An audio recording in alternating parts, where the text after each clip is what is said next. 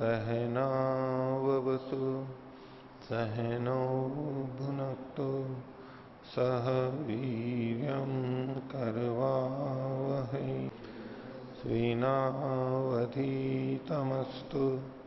मा विद्विषावहै।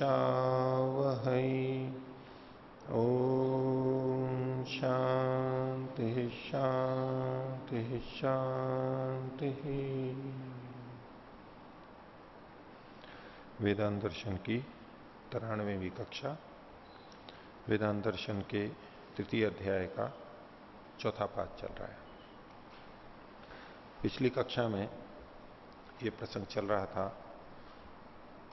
कि उपासना विद्या और अन्य जो कर्मकांड हैं इनमें परस्पर संबंध है। जो कर्मकांड को महत्ता दे रहे थे उनका कहना था कि उपासना विद्या कर्म का अंग है। अंग है तो वो छोटा हो गया, उपासना विद्या कर्म के लिए है।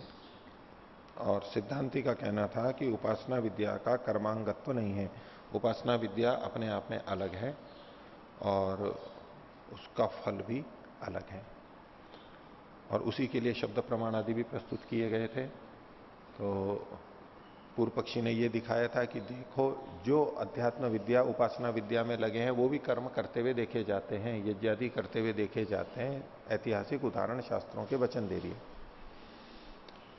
तो सिद्धांति ने कहा कि ठीक है, ये भी उदाहरण मिलते हैं, लेकिन अन्य जगह निषेध भी तो किया गया है और विकल्प भी तो दिया गया है कि आप चाहो तो करो, चाहे तो मत करो, उसकी अनिवार्यता नहीं है। जहां उपासना विद्या का प्रसंग आया, उनके कर्तव्य बताए, वहां पर कर्म करने की अनिवार्यता का कथन नहीं है। इसलिए कुछ एक उदाहरणों को देख करके हम सबके लिए नियम नहीं बना सकते कि कर्मकांड करना उपासना वालों को, उपासना विद्या वालों को अनिवार्य है, आवश्यक है। यहां तक कुछ बात हुई थी और इसी विषय में आगे देखेंगे। तो पिछले पार्ट में से किन्हीं को कुछ पूछना है तो पूछ सकते हैं। हाँ आचार्य जी, पृष्ठ संख्या 213 और 18वें सूत्र के भाष्य के अंतिम से तीसरी पंक्ति, एक तैत्तिरीय संहिता का वचन दिया हुआ है। वीरहा वा एष देवानां यो अग्निम उद्वासयते। वीरों को मारने वाला होता है जो अग्नियों को बुझा देता है, देवताओं की अग्नियों को, देवताओं की अग्नियों को। आचार्य जी, जैमिनी आचार्य जी ये कह रहे हैं कि कर्म का अंग विद्या नहीं है, विद्या कर्म का अंग है। जी जी, तो वही तो भूल हो रही है। जैमिनी ऐसा नहीं कह रहे जी। तो आचार्य जी, ये इस वचन है कि जब अग्नियां प्राप्त ही नहीं है, हाँ, मतलब अग्न्याधान किया ही नहीं है, हाँ, उस प्रसंग में ये वचन कैसे घटेगा? क्योंकि ये वचन जो है, मैं जहां तक समझ पा रहा हूं, जब कर्मकांड के अंतर्गत जब कुछ क्रिया हो रही हो, वहां जब बुझाने की बात चल रही थी। बिल्कुल ठीक है। कर्मकांड में जब अग्नियां प्राप्त हैं और फिर कोई उसको बुझाता है तो ये गलत है। तो पहले से प्राप्ति है और जैमिनी भी ऐसा ही मानते हैं। ये कहना चाह रहे हैं कि देखो, कर्मकांड की और अग्नि की, यज्ञादि की महत्ता है। जो इसको नहीं करता या छोड़ता है वो गलत है। तो अगर किसी को प्राप्त है और वो बुझा रहा है, जब ये निंदित है, तो इसके साथ साथ वो ये भी जोड़ रहे हैं कि जो इनको नहीं धारण करता है वो भी निंदित है। बीच जो धारण ही नहीं करता है, इनको उपयोगी नहीं करता है, वो भी निंदित ही आ गया। जब बीच में छोड़ रहा है तो निंदित है, तो न करने वाला भी तो निंदित है। उस दृष्टि से भी देख सकते हैं इसको। तो वो श्रेष्ठों को हानि करने वाला वीरहा होता है। ठीक है। मेरी शंका यही थी आचार्य जी। आपने अभी कहा धारण नहीं करता है वह भी निंदित है, इतना तक ठीक है, क्योंकि यह वचन केवल जो कर्मकांड के संदर्भ में कर्मकांड चल रहा होता है तब की बात है। ये है तब की। तो इससे ये तो पता लगा ना कि अग्नियों को धारण करना चाहिए। ये इतना निकल के आ गया ना, अग्नियों को धारण करना चाहिए। ये निकल के नहीं है, क्योंकि सबके लिए नहीं, जो धारण किया है उसके लिए। ये पूर्व पक्षी ऐसा ले रहे हैं कि जब करने के लिए कहा गया, निषेध उसको बुझाने में हानि बताई गई, निंदा की गई, इसका मतलब उसको धारण करना चाहिए। सबके लिए है या नहीं है ये तो प्रसंग चल रहा है अभी। सिद्धांति कह रहा है सबके लिए नहीं है, सन्यासियों के लिए, ऊर्ध्व रेता के लिए नहीं है। पूर्व पक्षी कह रहा है कि सबके लिए है, तो ये तो सबको मान करके ही कथन करेगा ना कि वो तो सबको प्राप्त थी, और इससे ये यही निष्कर्ष निकाल रहा है कि सबको प्राप्त है। आप ये कह रहे हो कि ये सबको प्राप्त नहीं है, जिनको प्राप्त है उनके लिए कथन किया जा रहा है, ये तो सिद्धांति की तरफ से कथन होगा। लेकिन पूर्व पक्षी जब अपनी बात को रख रहा है तो वो तो सबके लिए लागू करेगा, तभी तो उसका पक्ष सिद्ध होगा। वो तो यही मान के चल रहा है, इसलिए ऐसा अर्थ किया गया। और धन्यवाद। हाँ, ये पृष्ठ संख्या 214, सूत्र संख्या 21, इसमें जो स्तुति मात्रम उपादानात ये जो आया है, तो यहाँ इसको उपादान को स्तुति का कैसे हेतु बना करके प्रस्तुत कर रहे हैं? स्तुति है ये कैसे पता लगा? उपादान से, यानी फल के कथन से।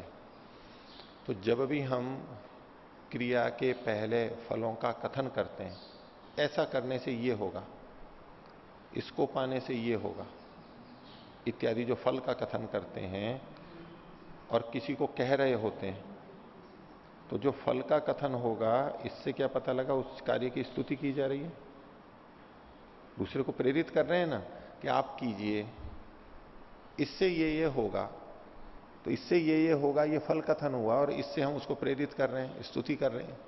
ये जो फल कथन है ये स्तुति प्रशंसा ही तो है उस कार्य की, इससे ये फल की प्राप्ति होगी, तो स्तुति कथन तो होता है फल से। पर यहां पूर्व पक्षी जिस ढंग से प्रस्तुत कर रहा है, उसने अन्य कुछ उदाहरणों को लिया कि जहां अर्थवाद के रूप में फल कथन है, अर्थवाद केवल, और उससे स्तुति हो रही है, वास्तव में वो फल नहीं मिलता है अर्थवाद में, वैसे ही बस प्रेरणा के लिए कह दिया गया होता है। उन उदाहरणों को ध्यान में रखते हुए वो इसी बात को वास्तविक फल कथन में भी घटा रहा है कि जहां जहां फल कथन होता है वह केवल स्तुति के लिए होता है।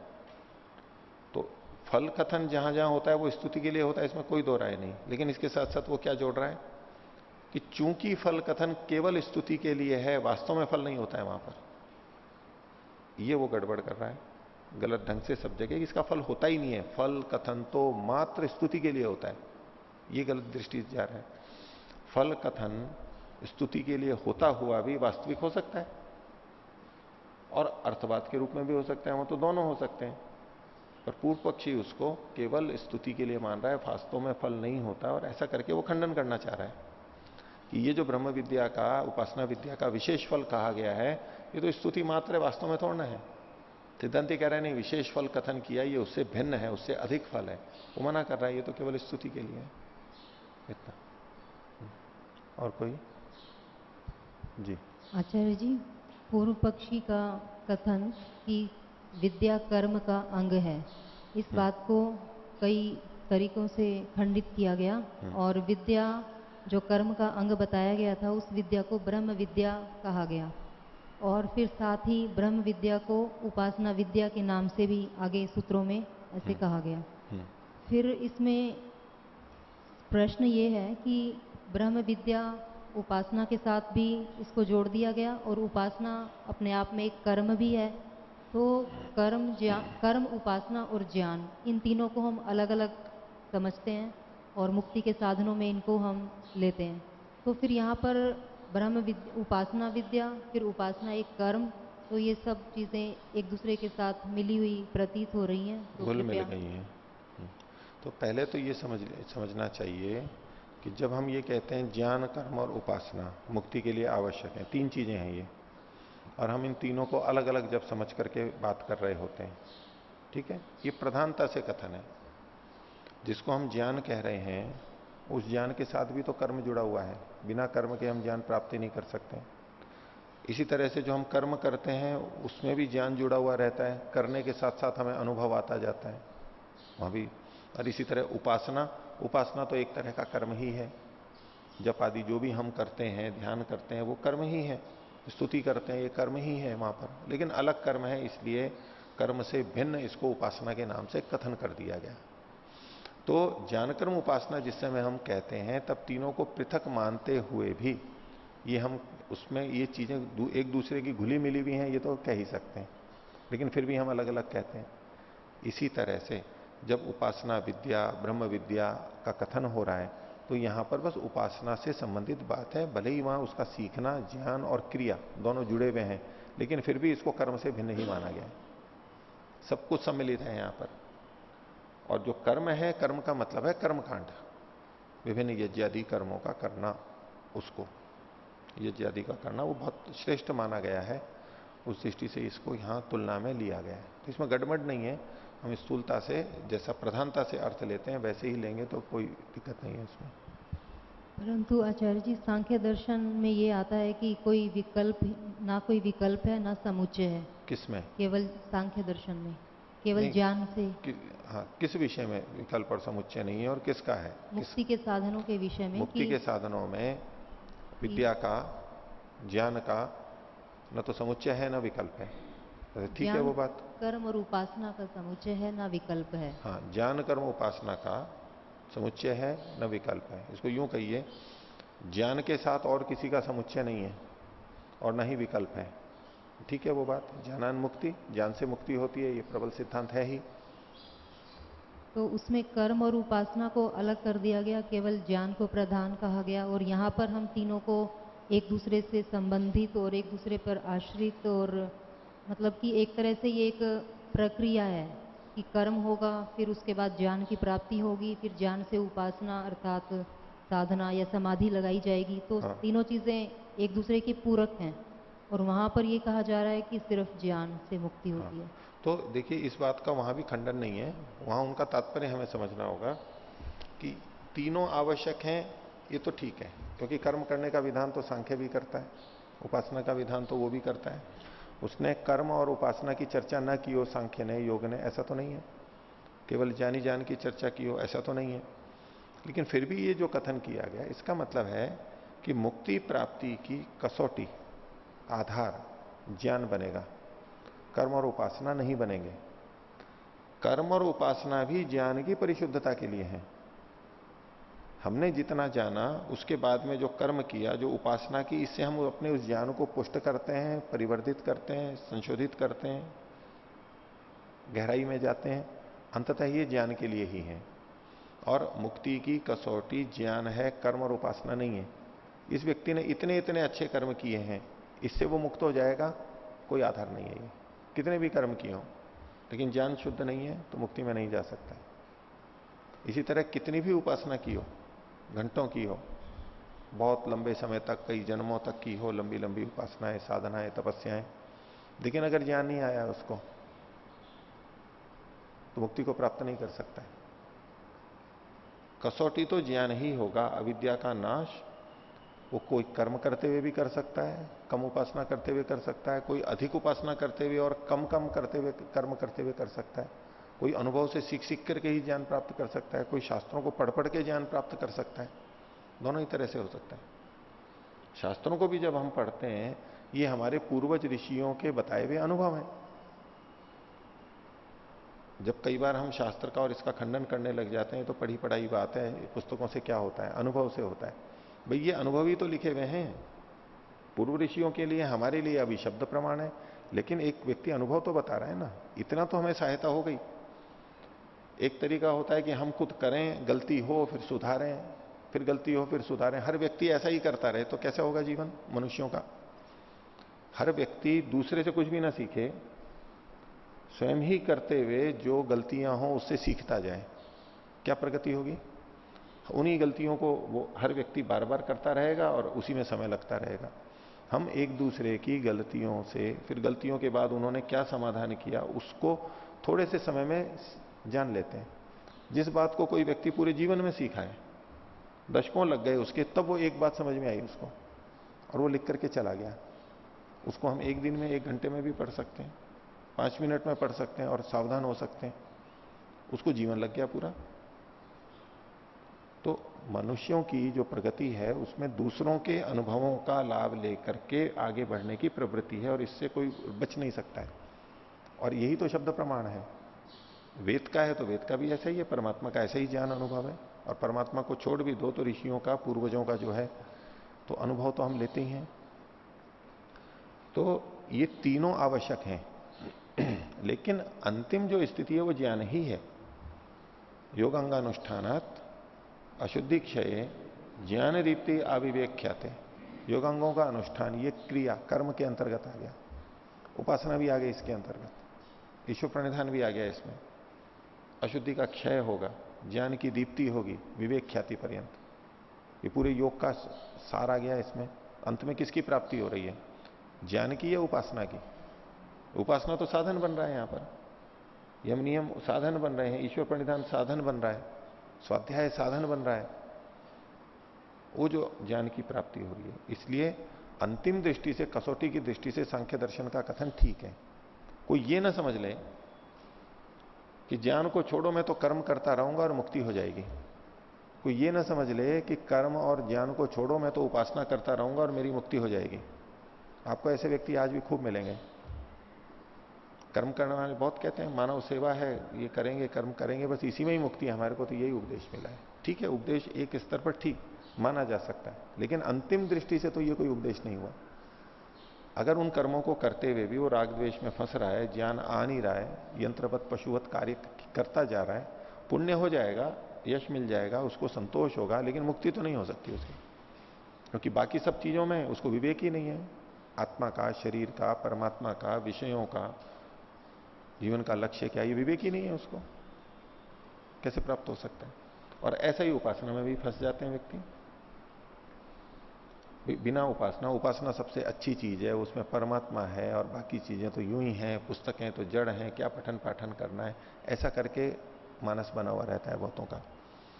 और बस उपासना करते रहते हैं, घंटे बैठे रहते हैं, दिन भर वर्षों बैठते रहते हैं, अपने अंदर ही घूमते रहते हैं। जो है वो कितना शुद्ध हो रहा है नहीं हो रहा है वो पता नहीं, कहां उलझ गए, कहां फंस गए, ज्ञान का पता नहीं, समझ आ नहीं रही है, तो वो भी नहीं प्राप्त कर सकते। हमें अपना भी अनुभव लेना है, उपासना भी करनी है, कर्म भी करना है, और इससे इन सबको हम अपने ज्ञान की शुद्धता के लिए कर रहे हैं, ये हमेशा ध्यान रहे। एक मैं अनुभव ले रहा हूं, कर्म करते हुए भी, उपासना करते हुए भी, पढ़ते हुए भी एक समझ आ रही है, मेरी समझ बन रही है, उसकी संतुष्टि है, समझ अच्छी बनती जाएगी और मुक्ति हो जाएगी। तो तीनों एक दूसरे के सहायक हैं, उस दृष्टि से ठीक है यहां कथन, लेकिन अंतिम कसौटी तो ज्ञान ही होगा।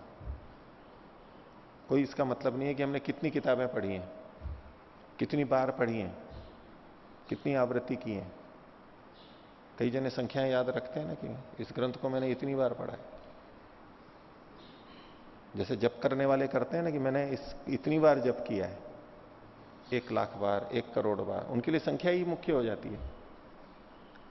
यद्यपि वो महत्व समझते हैं जप का, लेकिन प्रस्तुति और दिमाग में क्या छा जाता है, संख्या, उसी से ही बड़प्पन होता है कि कितनी बार ग्रंथ को पढ़ा है, इतनी बार पढ़ा है, इतनी बार पढ़ाया है। अब वो श्रेष्ठता को संख्या से ही मान करके चलते हैं। संख्या क्या आधार है, ये तो कोई आवश्यक नहीं है। ठीक है, एक ही स्तर का व्यक्ति कम बार पढ़ता है, ज्यादा बार पढ़ता है, तो उसमें अंतर आता है, उसमें कोई दो राय नहीं है। लेकिन इसी संख्या के आधार पर हम सबसे तुलना करने लग जाएं कि मैंने 10 बार पढ़ा है इसलिए ज्यादा जानता हूं, और इसने पहली बार पढ़ा है तो ये मेरे से कम जानता है, ये कोई नियम नहीं है। एक बार पढ़ा हुआ भी उस 10 बार पढ़े वाले से ज्यादा जान सकता है। अपनी अपनी बुद्धि है, अपनी अपनी समझ है, कितनी गहराई में गए।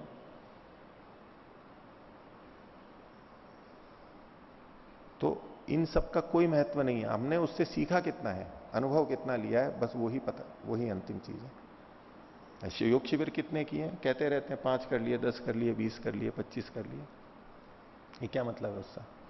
अब कोई एक ही शिविर करता है और उसने अपनी स्थिति बना ली, वो वर्षों तक कर रहा है, उस स्थिति नहीं बनी उसकी। ठीक है, और कोई किसी को? आगे चलेंगे। तो पीछे हमने जो 25वां सूत्र देखा था, आज 26वां चलेगा। ये वेदांत दर्शन के 3य अध्याय का 4th पाठ, पृष्ठ संख्या 216। तो 25वें में ये कहा था, अतएव च अग्निंधनादि अनपेक्षा, अग्नि ईंधन, अग्नि को जलाना करना, उसकी अपेक्षा नहीं है, आवश्यकता नहीं है, अनपेक्षा करें तो ठीक है, नहीं तो नहीं। तो इसके संदर्भ में एक बात उठाई जा रही है, यद्देवम तरही, यदि ऐसा है तो। एक वचन उद्धृत किया जा रहा है बृहदारण्यक उपनिषद का, तमे तम वेदानुवचनेन ब्राह्मणा विविदिशन्ति यज्ञेन दानेन तपसा अनाशकेन इयम यज्ञादि विधायिका श्रुतिर विपद्यते। ये जो वचन कहा गया इसमें क्या है, तम एतम, उसको किसको, परमात्मा को, ब्रह्म को, यानी ब्रह्म विद्या उपासना विद्या का प्रसंग है ये। उस परमात्मा को वेदानुवचने न, वेद के अनुवचन से, वेद को बार बार बोलने से, पढ़ने से, आवृत्ति करने से, स्वाध्याय करने से, ब्राह्मणा विविदिशन्ति, ब्राह्मण उसको जानना चाहते हैं। ब्राह्मण लोग परमात्मा को बार बार स्वाध्याय करते हुए जानना चाहते हैं। तो इनका अध्ययन भी परमात्मा को जानने में एक सहायक है, एक उपाय है। और क्या करते हैं, यज्ञ न, यज्ञ के द्वारा। तो जैसे वेदानुवचने न कहा गया वैसे ही एक साधन बता दिया, यज्ञ के द्वारा भी उसको जानने का प्रयास करते हैं। फिर का दाने न, दान के द्वारा भी जानने का प्रयास करते हैं। तपसा, तप के द्वारा भी उसको जानने का प्रयास करते हैं। और अनाशके न, अशन न करते हुए, खाना न खाते हुए, यानी उपवास से भी उसको जानने का प्रयास करते हैं। सबके साथ में ये घटेगा।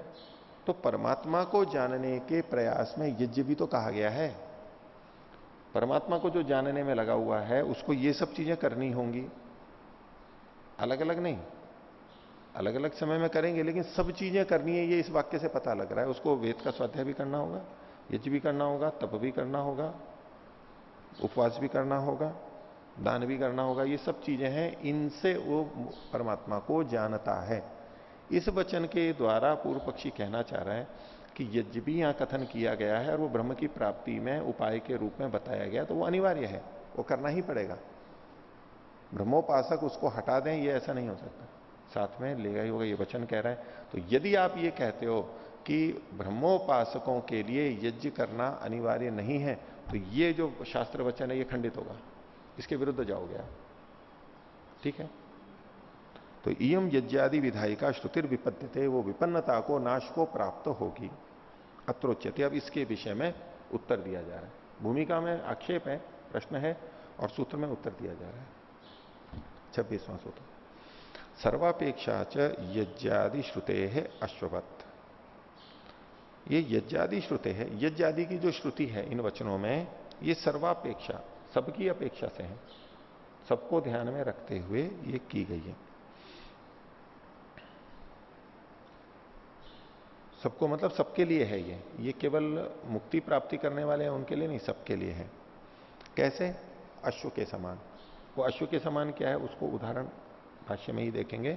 और इस सूत्र को, उदाहरण को दो ढंग से इन्होंने लिखा है, सूत्रार्थ दो ढंग से किया है इन्होंने। तो पहले पहला वाला देखते हैं। तो वचन तो वही है, तमेतम वेदानुवचनेन ब्राह्मणा विविदिशन्ति यज्ञेन दानेन तपसा अनाशकेन इति यज्ञादि श्रुति वचनात्। इस यज्ञादि की श्रुति के वचन से सर्वापेक्षा च अश्ववत तत्र श्रुति वचने यानी यज्ञादि कर्माणि उक्तानि, ये जो शास्त्र का वचन है बृहदारण्यक का, इसमें जितने कर्म कहे गए हैं वे सब तानि सर्वेशम अपेक्षा भवंतु, वो सबकी अपेक्षा से होवें अश्व के समान। कैसे, यथा अश्वस्य साधनाय प्रथमम नियंत्रण कर्माणि अपेक्षन्ते न सिद्धे अश्वे। एक घोड़ा है नया नया, उसको साधना है, उसको सिखाना है, उस पर बैठेंगे, उसको तांगे में लगाएंगे, रथ में लगाएंगे, उसको भगाएंगे, ये जो साधना होता है उसके लिए कुछ कर्म किए जाते हैं। वो कर्म कब तक किए जाते हैं, जब तक वो सध नहीं जाता है। और जब वो सध जाता है तो उन कर्मों को छोड़ देते हैं, उन कर्मों की आवश्यकता ही नहीं होते। तो ये जो यज्ञादि कर्म हैं, ये किसी साधक के लिए, उपासक के लिए, धार्मिक व्यक्ति के लिए साधने की तरह से है। उसका मन सध सके, उसके लिए ये उपाय कहे गए। और जब मन सध गया है, वो उस मार्ग पे चल पड़ा है, तब इनकी आवश्यकता नहीं है। घोड़े को साधने के समान है, मन रूपी घोड़े को साधने के समान है ये। न सिद्धे अश्वे तथा यावत विद्वान न स्यात् तावत तत्र श्रुतौ प्रतिपादितानि यज्ञादि कर्माणि अपेक्षते जनः। जो सामान्य मनुष्य है वो जब तक विद्वान नहीं हो जाता है तब तक उसके लिए ये सारे कर्म अपेक्षित होते हैं, उसको करने होते हैं, तभी तक के लिए है। अर्थात इसकी अनिवार्यता नहीं है कि सबको सदा करने ही चाहिए, ये इनका कहना है। न पश्चात उत्पन्नायाम विद्यायाम फल सिद्धिम प्रति, जब विद्या उत्पन्न हो गई, वो विद्वान बन गया, अब उसके बाद भी इन कर्मों को करें, क्योंकि इन कर्मों को करेंगे तभी फल की प्राप्ति होगी, ऐसा नियम नहीं है। ये जो अनिवार्यता मान रहा है वो इसलिए मान रहा है व्यक्ति, पूर्व पक्षी जो है, कि जब तक इनको साथ में नहीं करेंगे तो फिर तो फल ही प्राप्त नहीं होगा। सिद्धांत ये कह रहा है कि ये सब चीजें विद्वान बनने और एक स्थिति तक लाने के लिए हैं, जो वो आ चुकी, अब जो हम कर्म कर रहे हैं उसके साथ साथ इन चीजों को करने की आवश्यकता नहीं है, इनका फल के साथ में सीधा संबंध नहीं है। आगे, तस्मात् विद्या स्वातंत्र्यम एवं, इसलिए विद्या की तो स्वतंत्रता है, वो कर्म का अंग नहीं है। न कर्मांगत्वम, यहां तक हो गया। ये जो सर्वेशम सर्वापेक्षा है, इसको इन्होंने इस प्रथम सूत्रार्थ में खोला है, सर्वेशम अपेक्षा भवतु, इन सब की अपेक्षा है। किन सब की? ये जितने जो कर्म है, शास्त्र का अध्ययन है, यज्ञ है, दान तप है, उपवास है, इन सब की अपेक्षा है, इन सब की अपेक्षा है प्रारंभिक के रूप में, प्रारंभ के रूप में। ये एक अर्थ हुआ। दूसरा अर्थ है अथ अन्यो व्याख्या मार्ग, व्याख्या का दूसरा तरीका। यज्ञादि श्रुते है, यज्ञादि की श्रुति में तमेतम वेदानुवचने न इति यज्ञादि श्रुति वचन से सर्वापेक्षा च, सर्वापेक्षा का अर्थ ये भिन्न कर रहे हैं। क्या? सर्वेभ्य आश्रमेभ्यो अपेक्षा च सर्वाश्रम अनुष्ठान विधायी का श्रुति रेशा आवश्यकीया। सर्वापेक्षा का मतलब सबकी अपेक्षा से, सब आश्रम वासियों की अपेक्षा से ये कथन है। पहले ये था कि ये जो सारे कर्म हैं ये सब के सब इकट्ठे, अब कह रहे हैं कि ये जो कर्म है ये अलग अलग आश्रमों की अपेक्षा से है, सब कर्म सब आश्रमों की अपेक्षा से ये कथन किया गया है। कैसे वो आगे बताएंगे। सर्वेशम आश्रमाणाम अनुष्ठेयानी पृथक पृथक अत्र वर्ण्यन्ते, सब आश्रम वालों को जो अलग अलग कर्म करने हैं उसका कथन यहां पर किया गया है।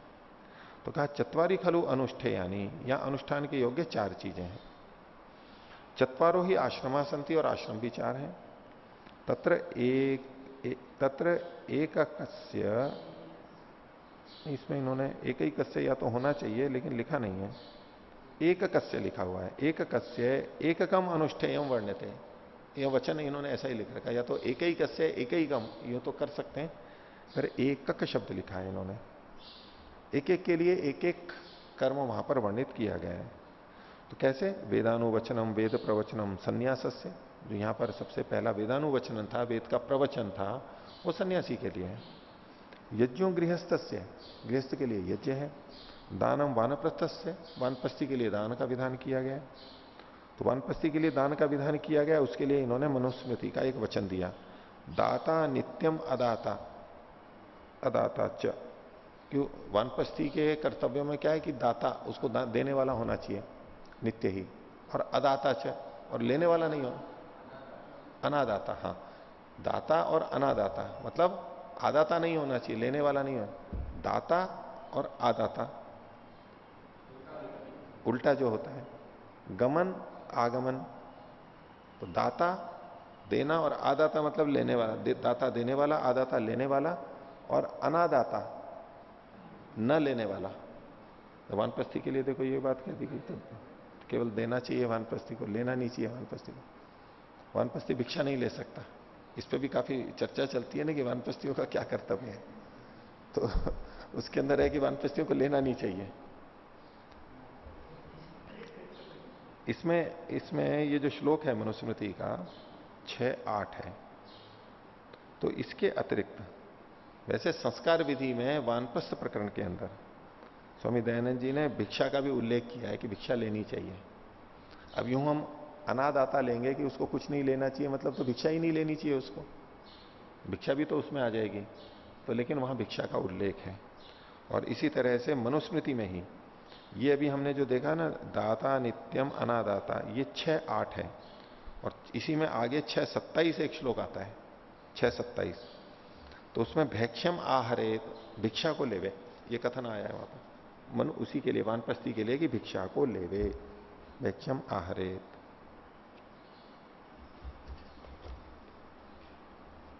तो उससे फिर अगर हम दोनों की संगति लगाएंगे तो यूं होगा कि वैसे तो देता ही रहे, ले नहीं किसी से, लेकिन केवल भिक्षा भिक्षा के लिए दूसरों से ले ले, इतना मान सकते हैं।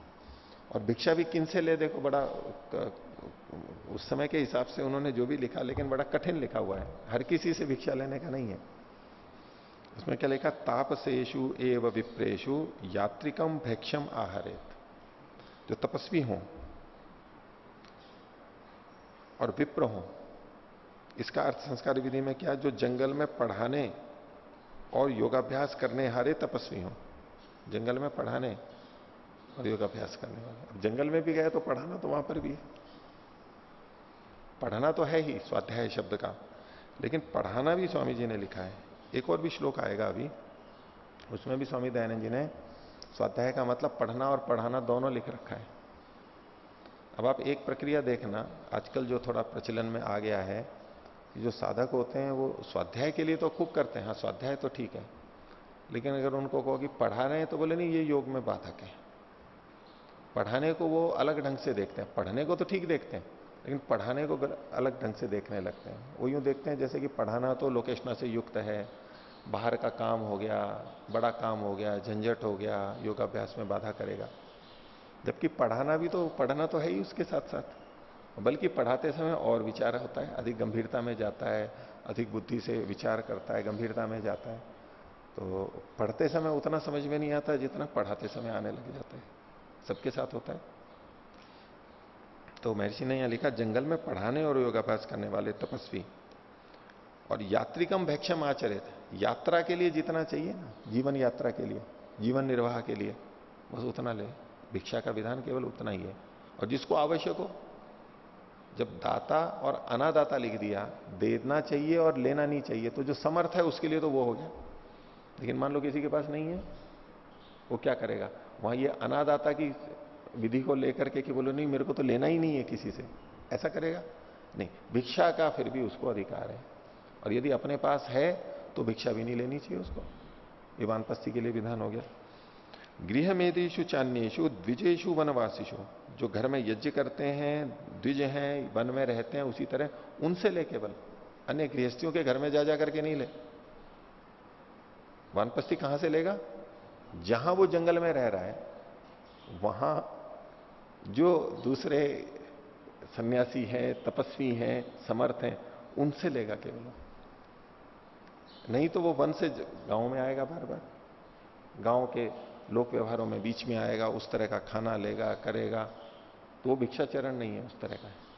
ये जो विशेषण लगाए वो इसीलिए तो लगाए, तपस्वी से, विप्र से, जो घर में यज्ञ करते हैं उनसे, द्विज हों और वन में रहते हों, उनसे केवल यात्रा मात्र के लिए ले, क्योंकि उनके पास भी कोई ज्यादा तो है नहीं, वो भी कोई कमा थोड़ा रहे हैं, पहले का जो इकट्ठा है उसी से तो काम चला रहे हैं, या पुत्र आदि दे जाते होंगे उससे काम चलाते होंगे। तो जब वानप्रस्थ में ये देता है तो गृहस्थ आश्रम में कुछ संचित तो करेगा वो, तभी तो वानप्रस्थी बन करके देगा लोगों को या अपना काम चलाएगा। लेकिन मांगने के लिए मना है, वो सन्यासी के लिए फिर हो गया, ब्रह्मचारी के लिए हो गया। ब्रह्मचारी मांग सकता है, ले सकता है, और सन्यासी ले सकता है, वानप्रस्थी के लिए नहीं है। यानी गृहस्थ में ही उसको इतना ले लेना चाहिए, कमाना चाहिए, इतनी मेहनत करनी चाहिए कि वानप्रस्थ के काल में उसको किसी से लेना ना पड़े।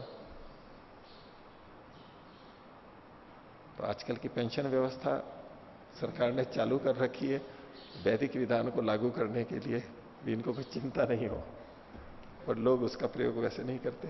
ठीक है,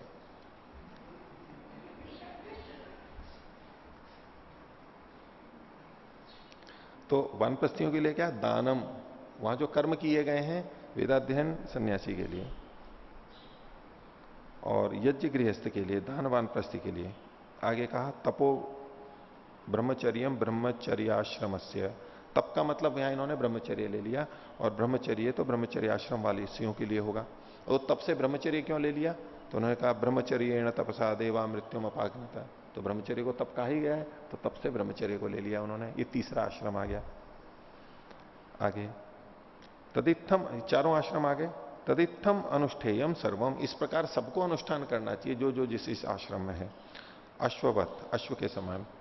अश्वम इव यथा अश्वम आशुगामिनम साधयितुम विविधानि साधनानि अपेक्षन्ते, जैसे तीव्र चलने वाले घोड़े को साधने के लिए बहुत से साधन चाहिए, लगाम आदि। तद्वत अत्रापि पृथक पृथक आश्रम क्रमेण अनुष्ठेयानि, अश्व के लिए अलग अलग समय में अलग अलग चीजें आवश्यक हैं, ऐसे ही व्यक्ति के लिए जिस जिस आश्रम में है उसको संयमित करने के लिए ये चीजें आवश्यक हैं, ये उसको करना चाहिए। विद्यार्थी है तो उसको ब्रह्मचर्य में रहना ही चाहिए, नहीं तो बिगड़ जाएगा। गृहस्थी है तो उसको यज्ञादि श्रेष्ठ कर्म करने ही चाहिए। वानप्रस्थी है तो उसको दान देना ही चाहिए, और सन्यासी है तो उसको वेदाध्ययन करना ही चाहिए। मुख्यता के लिए है, इसका यह मतलब नहीं है कि दूसरे कुछ इन कर्मों को करेंगे ही नहीं, एक एक के लिए ही है, दूसरों के लिए नहीं है, लेकिन ये इनके लिए मुख्यता से है।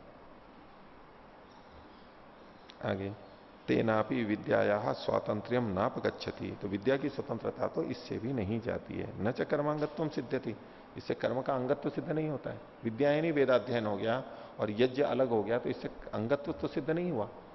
तो दो तरह से कहा कि मुख्य कर्म को करने के लिए जो साथ में सहायक साधन किए जाते हैं उस रूप में ये है अश्व के समान, सबके लिए सब आवश्यक हैं और अलग अलग आश्रमों के लिए हैं। अब और आगे कहते हैं, परंतु 27वां सूत्र, शमदमादि उपेत स्यात् तथापि तो तद विधेय तदंगतया तेषाम अवश्यानुष्ठेयत्वात्।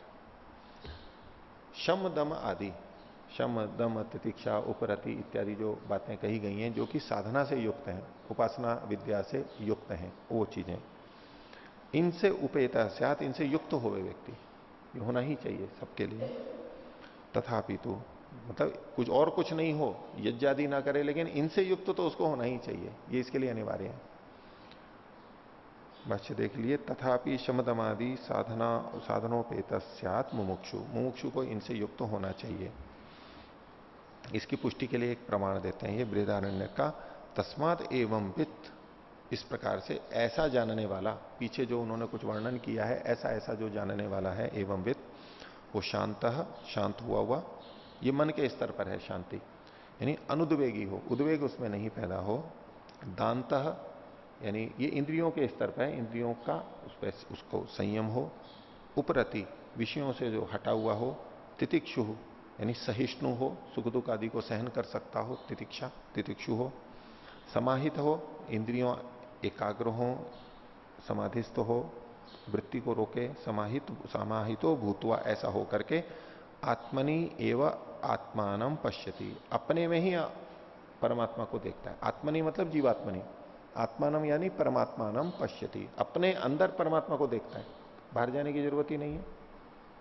इस तरह से जब व्यक्ति स्थित हो जाता है, उसका आचरण होता है, अब वह जब बैठता है तो अपने अंदर ही उस परमात्मा को देखता है, वहीं पर ही वो उसको उपलब्ध हो जाता है। आत्मनि एव आत्मानम पश्यति। तो एते शमदमादि भी साधनस्तु युक्त है स्यादेव, मुमुक्षु को इनसे युक्त तो होना ही चाहिए।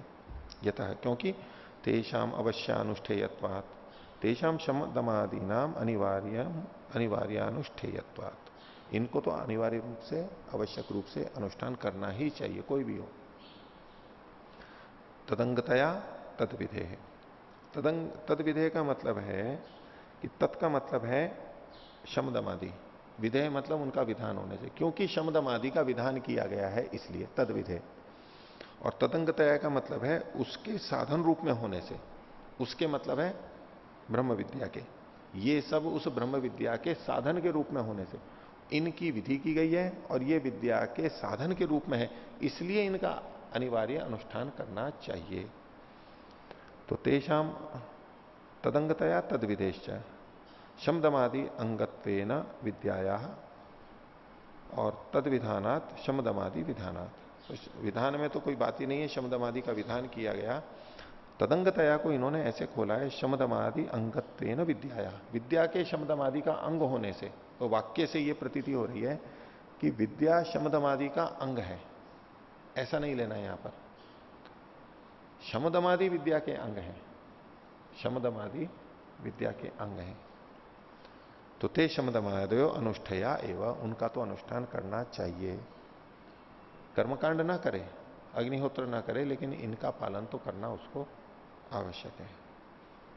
आगे, अब मुमुक्षुम प्रति भक्ष्यम उच्यते, जो मुमुक्षु होते हैं उनको क्या खाना चाहिए, भक्ष्य, उनके लिए भक्ष्य और अभक्ष्य क्या होना चाहिए, उसको प्रस्तुत कर रहे हैं। क्या खाना चाहिए, उसमें विकल्प हो नहीं हो, क्या स्थिति है, कुछ अपवादों के लिए, बाकी तो जो खाने का विधान स्वास्थ्य की दृष्टि से आयुर्वेद शास्त्रों में लिखा है वो तो है, लेकिन मुमुक्षु के लिए क्या है। तो 28वां सूत्र देखिए, सर्वान्नानुमतिश्च प्राणात्यये तत्दर्शनात्, सब अन्नों की अनुमति है उसको, मुमुक्षु को सब अन्नों की अनुमति है। सर्वान्नानुमतिश्च, सब अन्नों की अनुमति है। कब? प्राणात्यये, जब प्राण की बाजी लगने वाली हो, प्राण छूटने वाले हो, तब सब अन्नों की अनुमति है, सदा नहीं। बाकी जो नियम काम कर रहे हैं ठीक है। क्यों? तदर्शनात्, ऐसा शास्त्र में देखा जाता है, ऐसे उदाहरण मिलते हैं हमारे को कि मुमुक्षु लोग प्राण में संकट, प्राण का संकट आने पर, प्राणात्यय होने पर दूसरे अन्न को भी ले लेते हैं, क्योंकि ये एक बड़ा मुद्दा बन जाता है कई बार। ऐसा ऐसा खाना चाहिए, एक सामान्य नियम हो गया, और वैसा करना भी चाहिए। उस नियम को इतना कठोर बना लिया किसी ने कि ऐसा ही करना चाहिए, अगर ऐसा नहीं किया तो मैं अपने मुमुक्षु मार्ग से, इस अध्यात्म मार्ग से पतित हो गया हूं, ऐसा वो सोच लेते हैं। और उसमें जीवन की बाजी लगा देते हैं, मर जाएंगे लेकिन अपने नियम से नहीं छूटेंगे। ठीक है, एक कट्टरता आ सकती है ना, दृढ़ता है उनकी, इतना विश्वास है उनको और इतना पक्का कर रखा है उन्होंने अपने आप को। अब ये जो निर्णय है ये बुद्धिमत्तापूर्ण है या नहीं है, ये विचारने की बात आती है। और जो ऐसी स्थितियों में झुक जाते हैं, नियम को छोड़ करके अन्न आदि का ग्रहण कर लेते हैं, तो दूसरे कहेंगे ये तो समझौतावादी है, ये तो इतना दृढ़ ही नहीं है, मार्ग पे ही दृढ़ नहीं है, कैसे छोड़ दिया इसने। अब प्राण जाए पर वचन न जाए, तो उस तरह कुछ होना चाहिए। तो यहां ही देखो, ये विवेक की बात कह रहे हैं, ठीक है, ये उचित है, ऐसा ही विधान है कि प्राण का अगर संकट उपस्थित हो तो सब अन्नों को ले सकता है, उसमें दोष नहीं माना है, क्योंकि ऐसा शास्त्र में देखा जाता है, उदाहरण हमारे को मिलते हैं। और उदाहरण इन्होंने उशस्ति चाक्रायण वाला जो उपनिषद में देखा था उसी को दिया है। देखिए, नह वा एवं विधि किंचित अनन्नम भवती थी, ये तो सीधे सीधे छांदोग्य का वचन दिया कि जो एवं विद होता है, जो इसको जानता है, उसके लिए कुछ भी अनन्न नहीं होता है, न खाने योग्य कुछ नहीं होता है। ये जो इस स्थिति को प्राप्त कर जाता है उसके लिए अखाद्य कुछ नहीं रहता है, अनन्न कुछ नहीं होता है, वो जो सब अन्न हो जाते हैं। क्यों हो जाते हैं? अब बोलो, होना तो उल्टा चाहिए कि वो तो और कठोर होना चाहिए वो ढीला क्यों हो गया, इसको छूट क्यों दे दी गई? आप कई बार देखेंगे कई चीजों में जो नियम चलते हैं ना, वो किन लोगों में चलते हैं? जो नियम वो चलते हैं ना बहुत सारे समाज के, और ये मध्यम वर्ग में चलते हैं। जो ऊंचे चले जाते हैं ना, वहां कोई नियम नहीं दिखाई देगा आपको, वो नियमों से परे चले जाते हैं। और जो नीचे वाले हैं वहां भी कोई नियम दिखाई नहीं देगा। तरह तरह के आप ले सकते हैं नियमों को। मैं एक उदाहरण दूं आपको विवाह का। मध्यम वर्ग के अंदर होगा, एक ही पत्नी से विवाह करना है, इसी के साथ रहना है, जीवन भर साथ निभाना है। ठीक है। जो नीचे का वर्ग है, जो अधिक पढ़े लिखे नहीं है, मजदूर हैं, वहां किसी की भी मृत्यु हो गई, किसका इधर और इसका उधर, सब खूब चलता है वहां कोई रोक टोक नहीं है, इसकी कोई रोक टोक नहीं है, वहां सोचा ही नहीं जाता है इसको। और इधर होगा तो मान लो किसी का पहले विवाह हो चुका है तो वो विवाह ही नहीं करेंगे, नहीं होना चाहिए, ऐसा ही होना चाहिए, बहुत सारे नियम चलेंगे। जो नीचे वाले हैं वो अधिक व्यवहारिक रहते हैं, क्योंकि अभी ज्ञान उनको वैसा आया नहीं है, वो सहज है वो नियम बांधेगा। और जो इस ज्ञान को प्राप्त करके इससे ऊंचे चले गए हैं, समाज के जो प्रबुद्ध वर्ग या अधिक अति प्रतिष्ठित व्यक्ति होते हैं ना, वहां आपको ये कोई नियम नहीं दिखाई देगा। कभी भी किसी से कर लिया, कुछ भी हो गया, वहां नियम दिखाई नहीं देता है। अब यहां देखेंगे तो नहीं, इससे करना, इससे नहीं करना, ऐसे ही खान पान की चीजों का, ये खाना, ये नहीं खाना, ये मध्यम वर्ग में बहुत अधिक रहता है, ये देना और ये करना, ये नियम करना। जो अज्ञानी है, जैसे यज्ञ का ले लीजिए कि यज्ञ करना चाहिए, ये ऐसा ऐसा होना चाहिए, कौन करेगा? ये नियम कहाँ चलता है? मध्यम वर्ग में जो पढ़े हैं थोड़े, और जो नीचे वाले हैं वो जानते ही नहीं है, वो तो छोड़ ही देते हैं। और जो पढ़ते पढ़ते इतने तृप्त हो गए हैं, खूब पढ़ लिया, खूब यज्ञ करा दिया, उन लोगों को भी देख लो, वो करते ही नहीं है यज्ञ, यज्ञ में आते ही नहीं है, क्योंकि वो यज्ञ से परे चले गए, ऊंचे चले जाते हैं।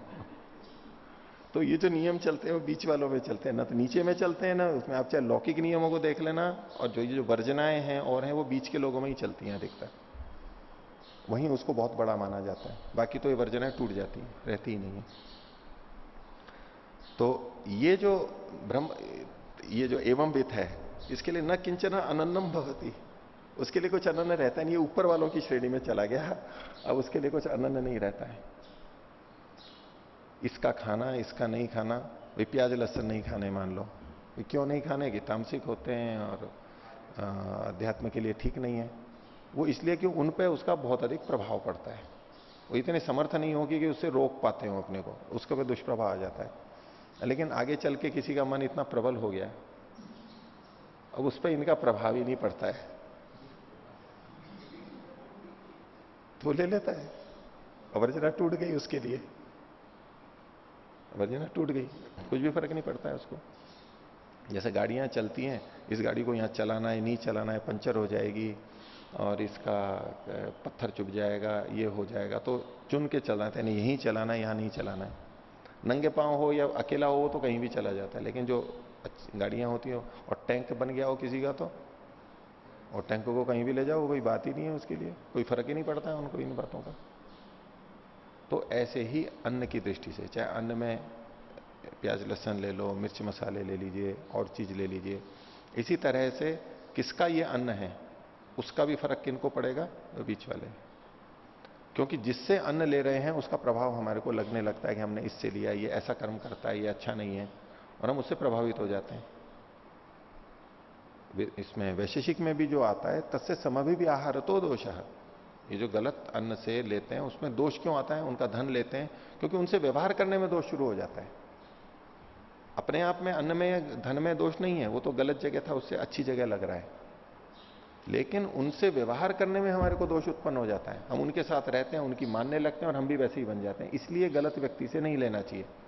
लेकिन अगर कोई उस स्थिति में चला गया है, उसका उनसे, उन पर प्रभाव ही नहीं पड़ रहा, उल्टा वो उनको प्रभावित कर सकता है, और नहीं तो कम से कम उनसे प्रभावित नहीं हो रहा है वो, तो उसके लिए तो वो भी ग्राह्य हो जाता है। क्योंकि जो हानि होनी है वो तो होनी ही नहीं है उसको। जिनको हानि की संभावना है उनके लिए नियम बनाया गया है। तो देखिए, न हवा एवं विधि किंचित अनन्नम भवती, उसके लिए कुछ अनन्न नहीं होता है, उसके लिए सब अन्न ही अन्न होते हैं, सब उचित होते हैं। दूसरा बृहदारण्य का कहा, न हवा अस्य अनन्नम जगधम भवती, वो जितना भी कुछ खाता है वो अनन्न खाता ही नहीं है, होता ही नहीं है उसका। तो इसका एक अर्थ तो यह है कि वो गलत चीज खाता ही नहीं है, अनन्न को खाता ही नहीं है। और इसका दूसरा अर्थ क्या है? वो जो भी खाता है वो अनन्न नहीं होता है, वो अन्न ही बन जाता है। अब कोई रुग्ण व्यक्ति हो, वो खाने पीने में 10 चीजें देखेगा, ये खाऊं नहीं खाऊं, ये खा लिया तो ये हो जाएगा, ये हो जाएगा, उसके लिए अनन्न होता है। और जो बलिष्ठ है, स्वास्थ्य अच्छा है, मेहनती है, उसको तो सोचने का कुछ होता ही नहीं है। वो जो भी खाएगा उसके लिए अनुकूल हो जाएगा, क्योंकि उसकी सामर्थ्य ऐसी है। वो भोजन के बीच में पानी पीने की बात और बाद में पीने की बात तो आपने सुनी होगी ना, वो जो चुटकला कहा जाता है। वो वैद्य जी ने देखा कि उन्होंने खाना खा के 4 रोटियां खा करके ऊपर से पानी पी लिया। तो वैद्य जी ने कहा उनको कि भाई ये कैसे कर रहे हो, अंत में पानी पी रहे हो? तो बोले कब पीना चाहिए? बोले बीच में पीना चाहिए। तो 4 रोटियां और उसकी अपने भाई की या पत्नी की रखी हुई थी, बोले ठीक है चलो ये खा लेता हूं, बीच में हो गया। और जो बलवान होते हैं, उसमें आयुर्वेद में भी आता है, तो विरुद्धम वितथम भवेत, ये जितने विरुद्धाहार हैं, ये नहीं करना चाहिए, इसके साथ ये नहीं खाना चाहिए, जो बलवान है, व्यायामशील हैं, उनके लिए सारा विरुद्ध, जिनकी अग्नि अच्छी है, ये सारा विरुद्ध वितथ हो जाता है, वो उनको हानि नहीं करता है, उनका शरीर ही ऐसा होता है। तो ये तो उनके लिए है जो नाजुक रहते हैं, ये हो गया, ये हो गया, रोगों के बीच में चल रहे हैं। तो जो जैसे बलवान हो जाता है उसके लिए कुछ अनन्न नहीं होता है, वो सब चीजें चलती है। वो कहते हैं हमारे को तो कुछ भी नहीं पड़ता, ठीक है, उनके लिए नहीं, लेकिन जो संवेदनशील है उनको तो थोड़ी भी गड़बड़ होते ही प्रभाव पड़ता है। कुछ उस शैली से कर सकते हैं हम कि इन व्यक्तियों को जो ऊंची स्थिति में पहुंच गए हैं अखाद्य नहीं होता है। देखने का ले लीजिए और सूंघने का ले लीजिए, जो मध्य के स्तर के हैं उसको बहुत संयम रखना पड़ेगा, इसको देखूं या नहीं देखूं, इसको सूंघूं या नहीं सूंघूं, इसको स्पर्श करूं या नहीं करूं, बहुत सारे नियम काम करेंगे। लेकिन जब ऊपर चला गया है वो किसी को भी देख लेता है तो उसको फर्क नहीं पड़ेगा, वो कुछ भी सूंघ ले कुछ भी स्पर्श कर ले तो उसको फर्क ही नहीं पड़ेगा। लेकिन जब साधना में चल रहा है तो उसके लिए बहुत सारी वर्जनाएं रहती हैं कि आप ये नहीं करो, ये नहीं करो, ये नहीं करो, क्योंकि उनके फर्क पड़ता है उसका और उनको नियमों का पालन करना चाहिए। जब ऊपर चले गए तो वहां इनको फर्क ही नहीं पड़ रहा है, तो कहीं भी आ रहा है, कहीं भी जा रहा है, किसी को भी देख रहा है, कुछ भी कर रहा है, उसको फर्क ही नहीं पड़ता है। उस शैली में समझिए इन बातों को। आगे इति ऐसा सर्वान्नानुमतिर मुमुक्षु मुमुक्षुम प्रति या विधीयते, तो ये मुमुक्षुओं के प्रति जो ये सारी विधियां कही गई हैं उसके विषय में ये प्राणात्यये प्राणनाशावसरे प्राणनाश भये प्राण संचये मंतव्या, ये जो छूट दी गई है इनको भी, जो खासतौर से खाने के लिए, कि प्राण जब जा रहे हों तो उस समय में इस तरह की बात, इसमें शिथिलता देखी जा सकती है। सामान्यतः शिथिलता नहीं कर रहे हैं, जो गलत है तो गलत है, लेकिन आपात स्थिति है तो ये कर सकते हैं। तद दर्शनात् ये देखा जाता है, तदित्थम श्रुतौ दर्शनात्, श्रुति में ये कथन किया गया। दृश्यते ही श्रुतौ प्राण संचये अभक्ष्य भक्षणम, जो खाने योग्य नहीं उसका भक्षण देखा जाता है। तो वही उशस्ति चक्रायण की कथा है, मचटी हतेषु कुरुषु, तो ओले आदि पड़ गए, उससे फसलें खराब हो गई कुरु प्रदेश में, तो वहां पर आटिक्या सहजाया उशस्तिर चाक्रायण, सह शब्द छूट गया यहां पर, अपनी पत्नी के साथ में वो उशस्ति चाक्रायण घूम रहा था, ठीक है, अपनी पत्नी के साथ में घूम रहा था। तो बाकी बीच की कथा है, फिर इन्होंने आगे जो लिखा, ये प्रसंग किसका चला है? मुमुक्षु का। तो मुमुक्षु कोई भी हो सकता है, मुमुक्षु कोई भी हो सकता है, ये भी पति पत्नी साथ में थे, ये नहीं कि जो गृह त्यागी हैं वही मुमुक्षु होते हैं, तो उत्सव हमारे उपनिषदों में मिलता है। तो उशस्ति चाक्रायण ने क्या किया, इभ्यम कुलमाशान खादंतम, इभ्य मतलब तो जो महावत होता है, महावतों के गांव में पहुंच गया, एक महावत था वो जो कि कुलमाश को खा रहा था। कुलमाश मतलब जो बाकड़ी होती है, उबला हुआ है, उबाल के जो अन्न को नरम कर लेते हैं ना, जैसे कि चने बिकते हैं ना बहुत बार सारे, मोठ भी होते हैं, मोठ को उसको उबाल लेते हैं, साबत रहते हैं, लेकिन जैसे वो चना जोर गरम या चना मसाला करके बेचते हैं ना, नींबू वीबू डाल के, वो उस तरह का कुछ, वो और या वो साबत जो चीज है उसको खाते हुए उसने भिक्षा की। तम होवाच न इतो अन्ये विद्यन्ते यच्च इमे उपनिहिता इति, तो उस महावत ने कहा कि मेरे पास जो रखे हैं बस वही हैं, इससे अतिरिक्त नहीं है मेरे पास में। और उनको वो खा रहा था, वो झूठे हुए थे, झूठे हुए, तो झूठा खाना अभक्ष्य है। तो उसने कहा कुशस्ति चाक्रायण ने, एतेषाम में देही इति होवाच, मेरे को तो दे दो ये। जब उसने ले लिए तो उसको लग गया कि ये तो झूठा खा लेता है, तो तान अस्मयी प्रददौ, उसने दे दिए महावत ने कुशस्ति चाक्रायण को। फिर कहा हंत अनुपानम इति, तो बोले कि आप ये अनुपान ले लो, पीछे से जो बाद में पानी पीते हैं वो अनुपान हो गया ऊपर से। हंत अनुपानम इति उच्छिष्टम वही में पीतम स्याद इति होवाच, बोले यदि मैं ये पानी पी लूंगा तुम्हारा तो फिर मैं झूठा मैंने पिया है ऐसा दोष आ जाएगा। अब ये व्यवहार की उसकी दुविधा थी कि जहां अनुकूल पड़ा वहां तो ले लिया और नहीं तो नहीं लिया, जहां ऐसा, ये द्वैविध्य नहीं है, जितना आवश्यक है जितना झुकना था वहीं तक ही झुका, उससे ज्यादा नहीं झुका। और कई बार व्यवहार में भी कह देते हैं ना किसी को कि आपने ये किया, फिर दूसरा कुछ वो कह के यहां कर लो इसको, आपने वहां भी तो किया था, ये भी वहां किया था, किसी कारण से मजबूरी में किसी ने कर दिया, तो इसका ये मतलब है कि आप हर जगह उसी तरह से करवाने लगोगे। वहां झूठ बोल दिया था, बोले यहां भी तो आप तो बोलते हो झूठ, बोलो यहां पर भी, ये तो कोई बात नहीं हुई। लेकिन लोग कहते हैं कि आप तो वहां भी गए थे, आपने तो वो भी खाया था, आप तो ये करते हो, ठीक है यहां भी करो। चलो किसी परिस्थिति में हुआ, गलती हो गई या जो भी हुआ, समझौता हुआ, करना पड़ा, क्या परिस्थिति थी, उसका ये मतलब नहीं होता है कि सब जगह हो। तो जहां उचित है, वहां जहां बच सकते हैं वहां बचना चाहिए। तो उसने पानी पीने से मना किया। नस्विदेते अपनी उच्छिष्टा इति, उसने कहा क्या ये उच्छिष्ट नहीं है, ये नहीं थे उच्छिष्ट, तो नवा अजीविष्यम ईमान अखादन इति होवाच कामों में उदपानमिति। बोले इसको नहीं खाता तो मैं जी नहीं सकता था, आज का जीवन नहीं चलता मेरा, भूख लग रही थी बहुत, लेकिन पानी तो मेरे पास है, इसलिए मैं वो नहीं ले रहा हूं। तो इति अत्र एभ्याद उच्चिष्ठान कुलमाशान याचित्वा उशस्ति चाक्रायण प्राण संचय हेतु मुक्तवा चखाद। तो महावत से उच्चिष्ट कुलमाशों को लेकर के याचना करके उशस्ति चाक्रायण प्राण संचय में हेतु दे करके उसको ले लिया था। तदित्थम अभक्ष्य भक्षणम प्राण संचय मुमुक्षुणाम।